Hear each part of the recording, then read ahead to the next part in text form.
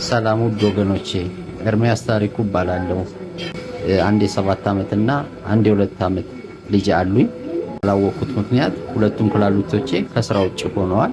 አጓጊ ልጆች ናቸው እና ያሉኝ እነሱን ማስተዳደር የሚችልበት ከማስተዳደርም አልፎ ራሴን ማሳከም የሚችልበትን ሁኔታ የገንዘብ አቅምም ስለሌለኝ እንድታግዙኝ ማጸናችኋለሁ። እባካችሁ የልጆቼን አባት ባሌን አድኑልኝ። እኔም ኑሮን ለማሸነፍ ወደ ሳውዲ አረቢያ ሄጄ ነበረ። ባጋጠመኝ የግፊትና የስኳር ህመም ምክንያት 2 ወር ሳልሰራ ተመልሼ መጥቻለሁ።